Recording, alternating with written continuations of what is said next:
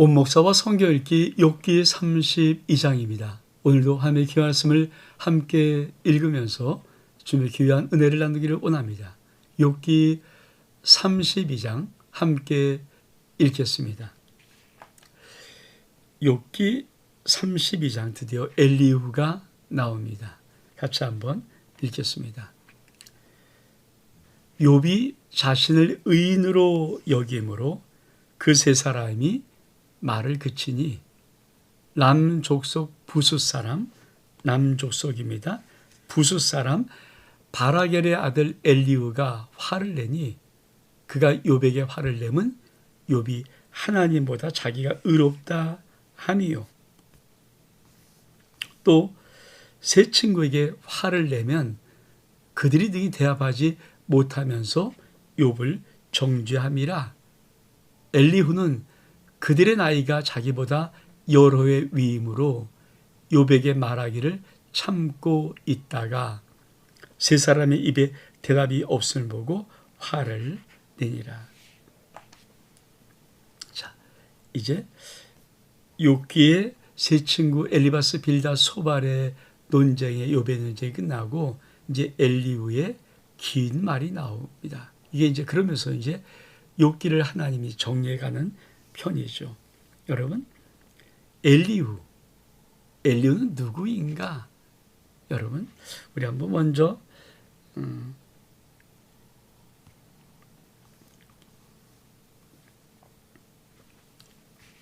우리가 성경에서 이런 욥의 아주 창조 시대, 그러니까 종족 시대 아닙니까? 이때 족장 시대의 이 지명을 어떤 지금의 지도로 나타나는 것은 굉장히 신학자들도 어렵나 봅니다. 근데 우리가 엘리후가 누구인가를 볼 수 있습니다. 잠깐 좀 먼저 다시 한번 좀 볼까요? 자, 엘리후는 엘리후입니다. 람 족속 부수 사람 바락의 아들 엘리후입니다. 그러니까 엘리후는 누군가 하면 람 족속의 부수 사람 바라겔의 아들이다. 자, 그러면 이 부수 사람이라는 말을 들으니까 부수는 누군가? 창세기 11장 20, 그러니까 욥의 배경이 창조 시대 아닙니까? 그러니까 족장 시대입니다. 그러니까 창세기 12장 29절에 아브라함과 나홀이 장가를 들었습니다. 아브라함의 아내는 사레입니다. 나홀의 아내가 이름이 밀가입니다. 하란의 딸이죠. 자, 이루에 어떤 사람이 아브라함이 알려 이르기를 밀가가 당신의 형제 나홀에게 자녀를 낳았습니다. 그러니까 아브라함의 형제인 나홀의 아내가 밀가인데 이 나홀이 쉽게 말하면 나홀과 밀가가 가정을 이뤄서 자녀를 낳았는데 맏아들은 우스입니다. 근데 그 우스의 형제, 다시 말하면 둘째 아들 부수, 그리고 아버지 하면 그드멜. 그러니까 부스란 이 말은 어떤 형제입니까? 그렇죠. 아브라함 가정이에요, 가정. 그러니까 아브라함의 형제가 나홀인데 나홀이 밀가로부터 부스를 낳았다라면 조카죠, 조카. 그러니까 성경에서 지명을 말할 때, 그렇죠, 엘리후를 말할 때 이렇게 말합니다. 람 족속 부수 사람 엘리후다. 부수. 그러니까 부수 사람 바라겔의 아들 엘리후다 그러면 이 말의 의미는 어떤 의미인가? 그러니까 부수 사람 엘리후라는 이 말의 의미는 어떻든 엘리후는 아브라함의 어떤 집안 사람이라는 것이죠. 그래서 이 부수 사람 엘리후가 툭 튀어나온 것이 아니라 이 족장 시대 때 아브라함을 중심으로 어떤 형제들이 지방 흩어져서 살았던 어떤 지역에, 그렇죠, 족합벌되는 가정 속에 이 엘리후가 있는 것입니다. 그 엘리후가 말하는 거예요. 근데 엘리후가 어떻게 합니까? 첫 번째, 욥에게 화를 냅니다. 왜 욥에게 화를 냅니까?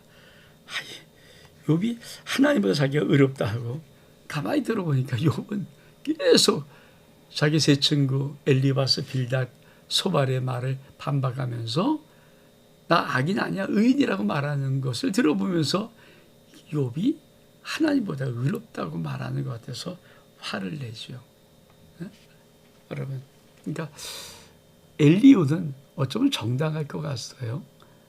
사람 어떻게 하나님보다 의롭다 합니까? 근데 욥이 자기가 의롭다함을 항명하다 보니까 그만 말이 좀 세지고 지나쳐서 하나님보다 의롭은 것처럼 들렸던 그것에 욥이 야 네가 하나님보다 의로울 수 있어라고 화를 내고요. 두 번째로 엘리후는 그렇죠. 또 세 친구의 화를 냅니다. 왜? 너희 대답하지 못해 욥을 정죄한. 그러니까 엘리후는 그렇게 말을 하면서 불구하고 이 욥을 설득하지도 못하는 거예요. 욥의 논쟁에 지고 있는 세 친구를 보면서 야, 뭐 저렇게 말을 하냐?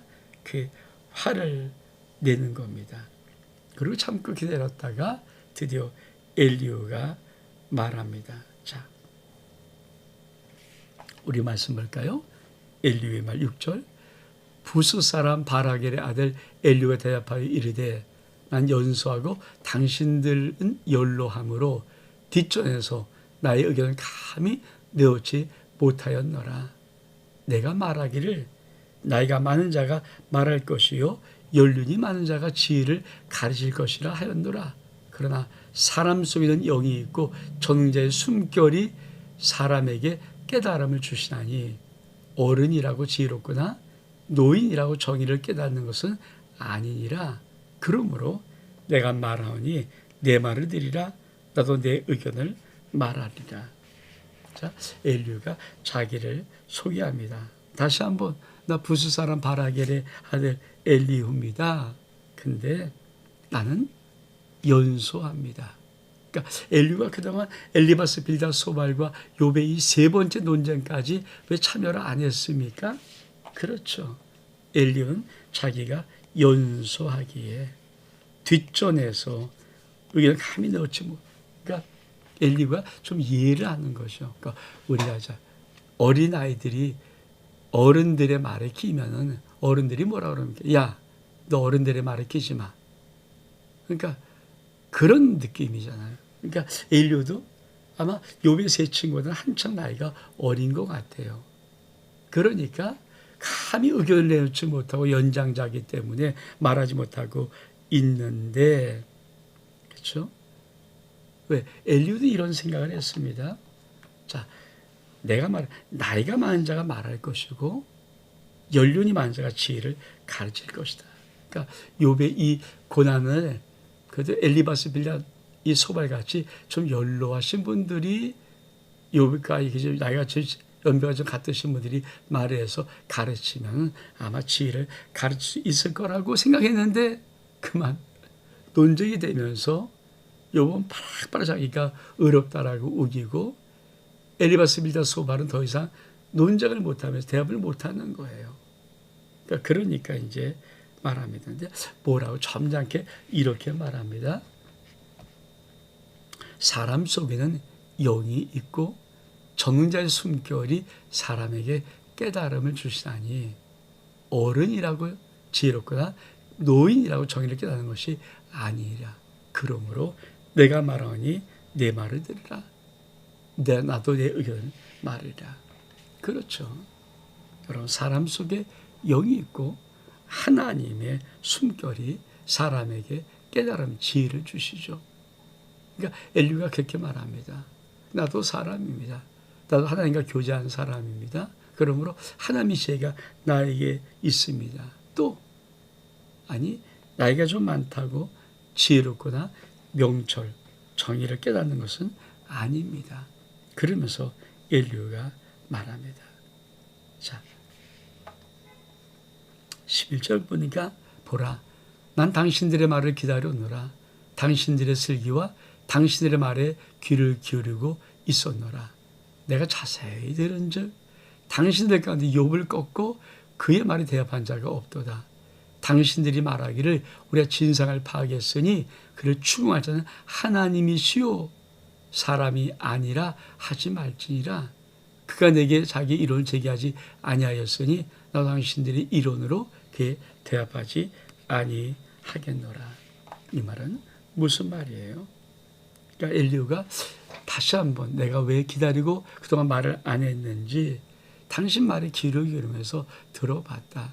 근데 당신들의 뭐 여러 가지 말들이 욥을 꺾지 못하고 욥의 대답도 당신들은 못하다.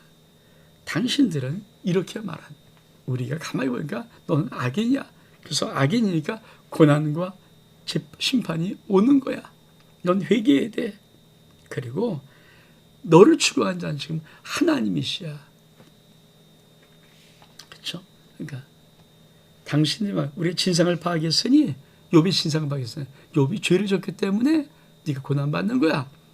그래서 그를 추구할 자 하나님이라고 말하고 있는데 사실 그 말은 또 나는 동의하지는 않는다.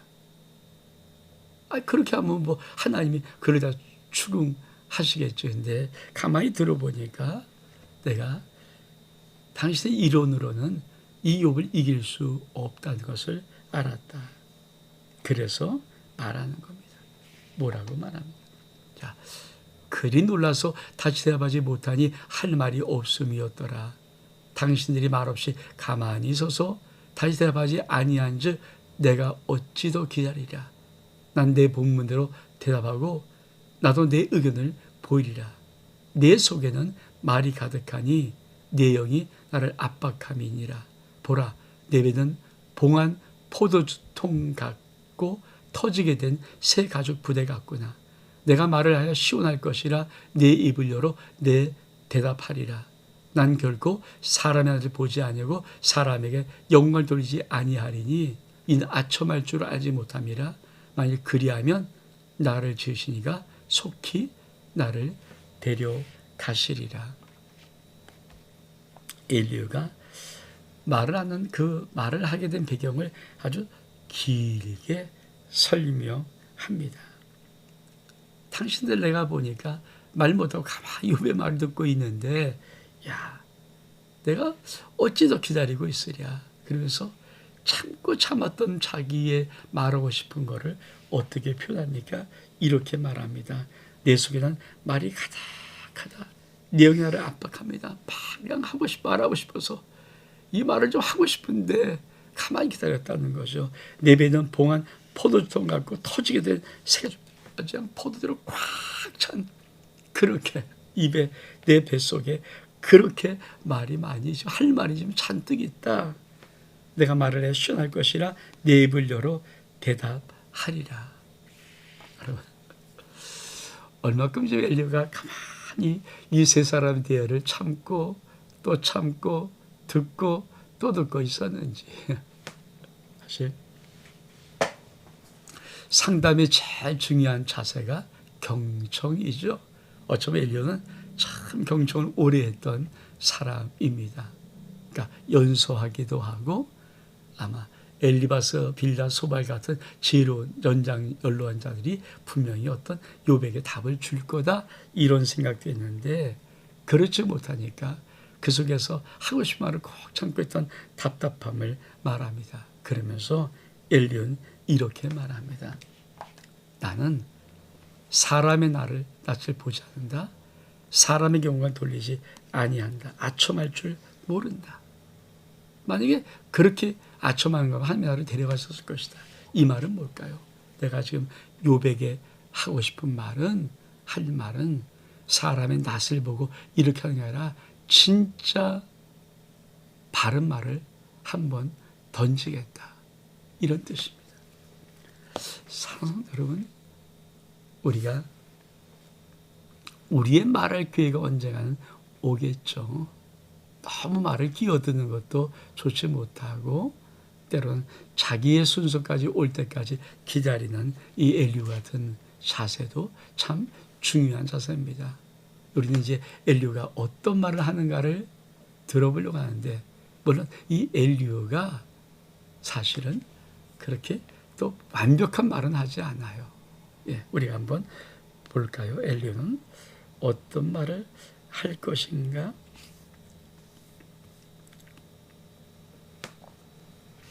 자, 엘리바스는 대만 사람, 경험주의입니다. 경험주의.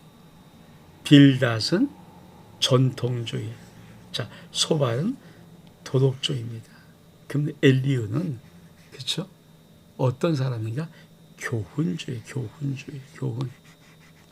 그러니까 즉 하나님은 선하시다. 그래서 고난이라는 것은 가장 가끔 그렇죠? 연다는 하나님의 의인을 연다는 방법이다. 그러니까 교훈이 있다. 고난에는 뜻이 있다는 뜻. 사실 고통에는 뜻이 있죠. 고난은 하나님의 확성기라고 말합니다. 하도 못 알아들으니까 제발 좀 내 말 들어 이런 하나님의 확성기가 고통과 고난이라는 그 해석, 이게 교훈주의거든요. 그러니까 사실은 어느 정도는 맞고 또 어느 정도, 그러니까 우리가 이제 엘리후의 이야기를 쭉 들어보면은 어느 정도는 맞습니다. 이제 어느 정도 약간 또 욕과 안 맞는 부분이 있고, 이제 하나님이 하실 해결의 말씀이 있으니까 어떻든 이 엘리후는 교훈주의입니다. 즉 의인이 어떤 고난, 욥이 의인이라고 하니까 어떤 고난을 당하는 것은 의인을 연다하고 싶은 하나님의 어떤 뜻이 있기 때문이다. 온 목사와 성경 읽기 욥기 32장 여기서 마칩니다. 샬롬.